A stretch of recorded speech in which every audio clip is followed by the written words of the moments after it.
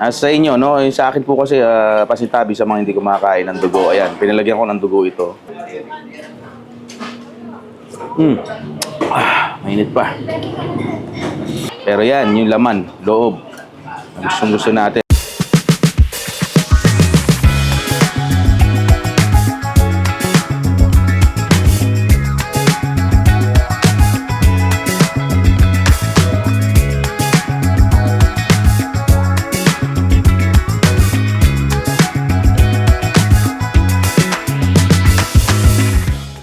Ako si Joel Tapalya, may-ari ng Katanos Gotong Batangas. Kailan nyo inumpisahan ang Katanos Gotong Batangas? Since 2011 pa, sir. Dati, sir, mami ang tinda namin. Namatay ang tatay ko. Iniba naman namin ngayon. Ginawa namin Gotong Batangas kasi medyo humina. Kaya naano kami nung pares. Kaya tinasting namin itong Gotong Batangas. Ay, awa naman ng Diyos, nag-click naman. Yung Katanos, kanino nang galing pangalan?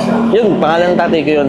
Parang tribute ko sa tatay ko. Nung una ba na nagpalit kayo ng paninda na from mami, ginawa niyong Gotong Batangas, malakas ba agad ang tanggap Hindi ng naman, tao? hindi, sir. Parang ano lang din.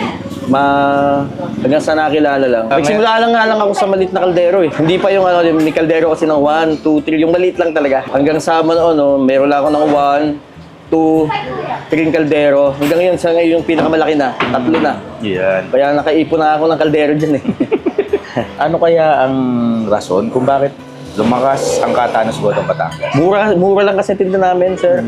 Kasi ang target talaga namin dito, lahat sila makakain ng mura, masarap. Ano sa bulsa lang.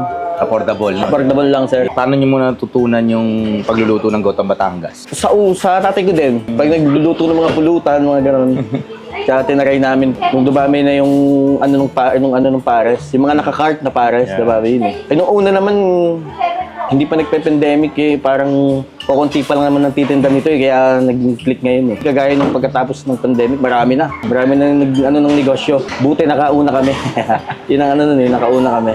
Ayan, at sa ngayon sir, gaano karami na average sa niluluto mo?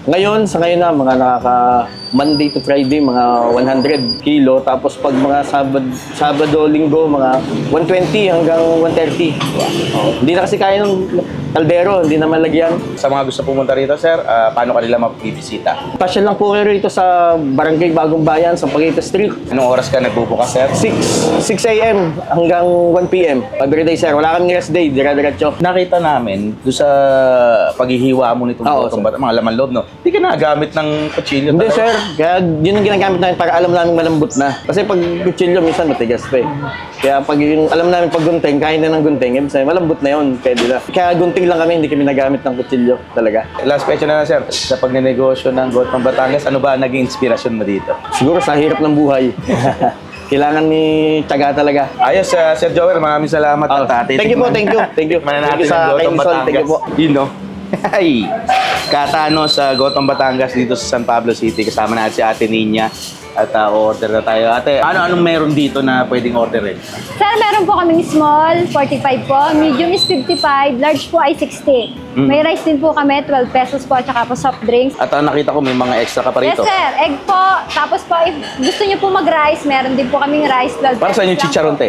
Sir, pwede nyo po siyang i-add sa goto. Ayun. Tsaka po yung egg. Kaya Kaya pala. Alam mo naman, isa sa mga paborito kong pagkain natin niya ang Gotong Batangas. Kaya bigyan mo ako ng large, Large no? po. At syempre, kanin, extrang sabaw, tapos yung nilalagay pang Toppings sibuyas. po, sir. Toppings, no? Ayun. Panatan na natin to. Katanos Gotong Batangas dito sa San Pablo City, Laguna. Dinayo na naman natin isang blockbuster na kainan, no? At napakarami talagang kumakain. Di mo magkandaw gaga yung tao dito. Yung nagsiserve, dire-diretso, tad-tad, lagay sa tasa. Ang taki mo ba naman? 60 pesos. Ito pong meron sa harap natin ngayon na Gotong Batangas, no? Sa inyo, no? Sa akin po kasi pasintabi sa mga hindi kumakain ng dugo. Ayan, pinalagyan ko ng dugo ito. Pero yan, yung laman, loob. Gusto natin. Pero, syempre disclaimer lang po, take note. Ingat-ingat din sa pagkain nito dahil nakakataas ng presyon, no? At yung gout, yan, yari tayo, laman loob po ito. Pero sige, let's go. Mainit pa. Wow. Maraming beses na po tayo nakakain ng Gotong Batangas. Lipa, Taal, saan po, no? Sa Batangas mismo. Nakakatawang isipin na dito sa San Pablo City, sa Laguna po, may authentic na lasa ng gotong Batangas. Masarap, ha? Authentic po. Paghigop ko ng sabaw, alam kong gotong Batangas kagad. Hindi lang sa kulay, pero yung sabaw talaga ang dadala. Lambot. Ang sarap ng laman loob, ang lambot to. Kaya.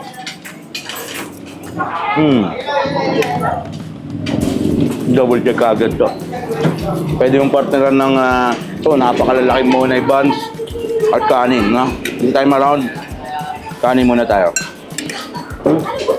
Bibigay sila ng libreng ganyan karaming sibuyas, may garlic, may dahon ng sibuyas, no? Ito, ang nilalagay nila, yung sibuyas na puti. Manoy. You know, agad pa tayo. As added flavor.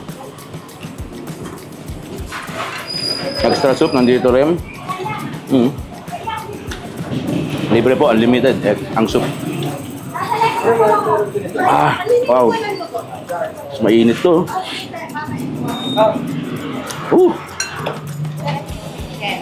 Grabe. Nakakagising ng diwa. Masarap yung sabaw.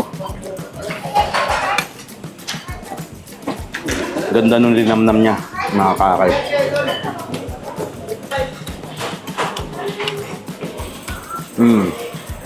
Ang lambot. The best dito. Siguro, tagal ng panahon na titinda sila rito. Talagang nakilala na.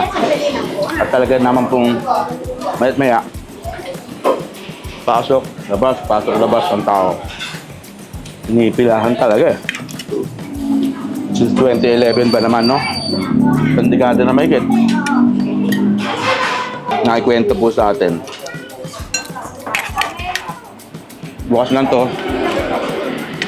Alas 6 ng umaga hanggang alauna ng tanghali, no? Sarado na. Parang sa gabi. Nag-ubos na 100 kilo. Ang laman loob araw-araw, no? Pag weekends nga daw po, nag-130 pa. Anong kalakas? Negosyong Pinoy, suportahan po natin dito sa bayan ng San Pablo City, Laguna. Tama ko pakain dyan ng gotong Batangas. Ma-differentiate mo talaga kagad. Kaiba niya sa papaitan, no? Gotong Batangas na nagpapalasa po talaga yung sibuyas, toyo mansi or patis kalamansi, no? Yung papaitan kasi talagang iba rin, mapait yung lasa niya. Yun kung lalagyan nyo ng papait, no, may mga hindi kasi kumakain ng, may kumakain ng papait lang din, nilalagyan papait. Nitignan ko kanina yung si kuya na nagkakat, no? Tapos ang nakitang isang kalan ba? Yung pala, lahat po ito, ang laman, gunting ang ginagamit, ang tiyaga. Rekomendado po natin ito. Pwede nyo bisitahin, no? Katuwa yung lasa. Lalo siyang sumasarap pag nilalagyan ng sibuyas. Mapartnerin mo itong toyo patis mansi, ang tawag ko, no? Mayroon din akong egg dito. Nahalo nila. Babae, lalaki, pamilya. Makakain po, bata, matanda. Makakain ito dito, ha? Okay. Sa kapansin-pansin, hindi ko masyadong malangaw. Galing. Ang linis ng area. Kaya kudos dito. Baka Thanos. Pusin ko na lang to off-cam, no? Itira pa tayo siyempre na extra rice. Pero ingat-ingat din sa pagkain nito, no? Kagaya po na nasabi natin kanina. Anyway, mabuhay po kayo natin. Maraming salamat na naman po sa inyo. Ang nagustuhan yung episode natin for today, Katanos Gotong Batangas, here in San Pablo City, no? Kabisibisita, pwede niyo po silang puntahan. Napakababait po ng ating mga kaibigan dito. Pati mga nagsaserve po, talagang yung service, yung napakagaling, no? Talagang tatanungin ka nila, anong kailangan mo, kung may kailangan kayo, sabi ka lang, mga gano'n, no? Makakahingi ka po, libre po itong mga sabaw at sibuyas, no? Ayan po, 1 for 1, Nakainisol Party List, huwag natin kalimutan, no? Buong puso sinusuportahan po ni Kuya Dex yan at mga kasama pa nating vloggers dito sa Kuya Dex YouTube channel, no? At Paki-supportan din po ang ating Facebook page na mga kasama natin, pati po yung Kuya Dex Facebook page kay Chef PJ, no? Hindi lang natin nakakasama dahil medyo busy na po ang ating mga activities this season, no? Anyway, no, magpapasko na at yun nga, sa mga magse-celebrate ng Pasko dyan, ingat-ingat din po tayo at maraming blessing no, dumating sa inyong mga buhay, no? Maraming regalo, maraming kasi panahon ng mga gift giving, no? Ayun po, maraming salamat naman sa inyo. Ako po ngayon likod, Kuya Dex here, no? Pagmamahal, para sa inyo lahat. Bye! Tutong Batangas, double check.